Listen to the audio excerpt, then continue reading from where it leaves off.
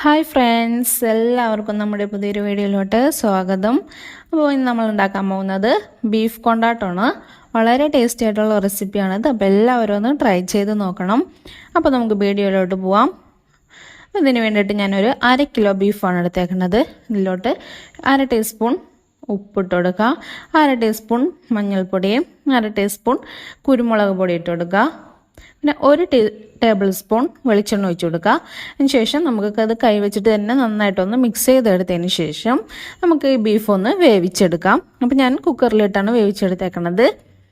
അതിന് ശേഷം നമുക്ക് ഇതിലോട്ടുള്ള മസാല തയ്യാറാക്കാം. അതിന് വേണ്ടിയിട്ട് ഞാനൊരു 2 ടീസ്പൂൺ മുളക് പൊടി ഇട്ടിട്ടുണ്ട്. പിന്നെ ഒരു 1 ടീസ്പൂൺ ഗരം മസാലപ്പൊടി ഇട്ട് കൊടുക്കുക, 1 ടീസ്പൂൺ മല്ലിപ്പൊടി ഇട്ട് കൊടുക്കാം, 1/2 ടീസ്പൂൺ മഞ്ഞൾപ്പൊടി ഇട്ട് കൊടുക്കുക, 1/2 ടീസ്പൂൺ കുരുമുളക് പൊടി ഇട്ട് കൊടുക്കാം,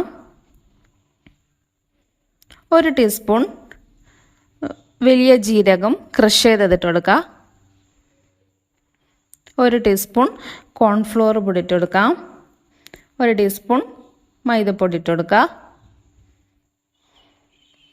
ഒരു പകുതി ചെറുനാരങ്ങയുടെ നീരൊഴിച്ച് കൊടുക്കാം,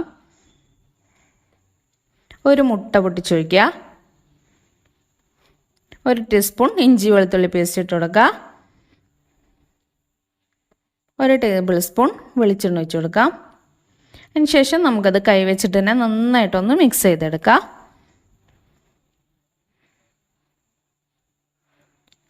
നന്നായിട്ട് മിക്സ് ചെയ്തെടുത്തതിന് ശേഷം നമുക്ക് ആവശ്യമുണ്ടെങ്കിൽ ഇതിലോട്ട് കുറച്ച് ഉപ്പിട്ട് കൊടുക്കുക. അപ്പോൾ നമ്മൾ നേരത്തെ ബീഫ് വേവിച്ചപ്പോൾ ഉപ്പിട്ടതാണ്. അപ്പോൾ നോക്കിയിട്ട് വേണം ഉപ്പിട്ട് കൊടുക്കാനായിട്ട്. അപ്പോൾ കുറച്ച് ഉപ്പിട്ട് കൊടുത്താൽ മതിയാവും.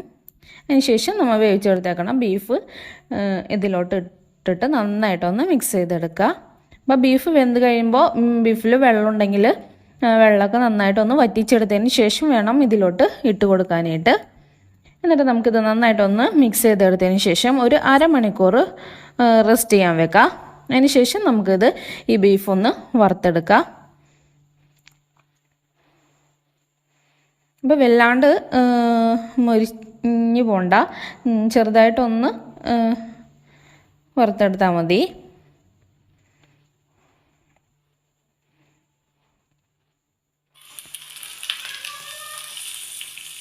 അതിന് ശേഷം നമുക്കൊരു പാൻ വെച്ച് കൊടുക്കാം.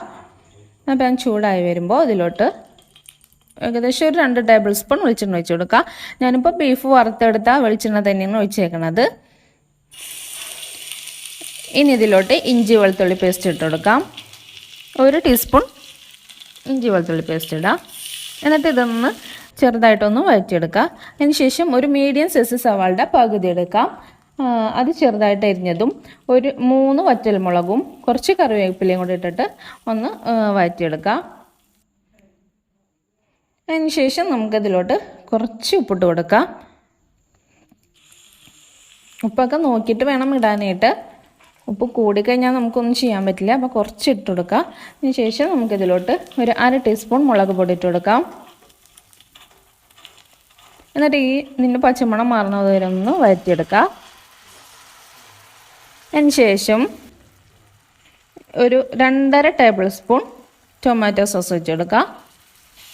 പിന്നെ ഒരു ചെറുനാരങ്ങയുടെ നീര് ഒഴിച്ചു കൊടുക്കാം.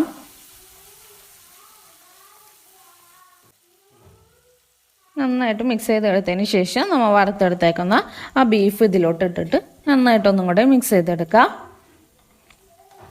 ഇപ്പോൾ ലോ ഫ്ലെയിമിലിട്ടിട്ട് വേണം ഇതൊക്കെ ചെയ്തെടുക്കാനായിട്ട്. അതിന് ശേഷം ഞാനിപ്പോൾ കുറച്ച് കഷ്ണിട്ടാണ് മുകളിലിട്ട് കൊടുക്കുന്നത്. അതിൻ്റെ മുകളിലായിട്ട് ഒരു പച്ചമുളക് ചെറുതായിട്ട് അരിഞ്ഞതും ഇട്ട് കൊടുക്കാം. പിന്നെ കുറച്ച് കുത്തുമുളക് ഇട്ട് കൊടുക്കുക. ഒരു 1/2 ടീസ്പൂൺ കുത്തുമുളക് ഇട്ട് കൊടുക്കുക. എന്നിട്ട് ഇത് നന്നായിട്ടൊന്ന് മിക്സ് ചെയ്തെടുക്കാം. വളരെ ടേസ്റ്റി ആയിട്ടുള്ള റെസിപ്പിയാണത്. അപ്പോൾ എല്ലാവരും ഒന്ന് ട്രൈ ചെയ്യണം. ഇനി ഇതിൻ്റെ മുകളിലായിട്ട് നമുക്ക് കുറച്ച് മല്ലിയിലയും കൂടെ ഇട്ട് കൊടുക്കാം. അപ്പോൾ നമ്മളെ റെസിപ്പി ഇവിടെ റെഡി ആയിട്ടുണ്ട്. അപ്പോൾ എൻ്റെ ഈ ചാനൽ ഇതുവരെ സബ്സ്ക്രൈബ് ചെയ്യാത്തവരുണ്ടെങ്കിൽ ഒന്ന് സബ്സ്ക്രൈബ് ചെയ്യുക. അതിൻ്റെ അടുത്തൊരു ബെല്ലൈക്കൺ ഉണ്ടാവും, അതും കൂടെ ഒന്ന് ക്ലിക്ക് ചെയ്തിട്ട് അതിൽ ഓൾ സെലക്ട് ചെയ്യുക. അപ്പോൾ ഞാനിടുന്ന എല്ലാ വീഡിയോസിൻ്റെയും നോട്ടിഫിക്കേഷൻ നിങ്ങൾക്ക് ലഭിക്കുന്നതായിരിക്കും.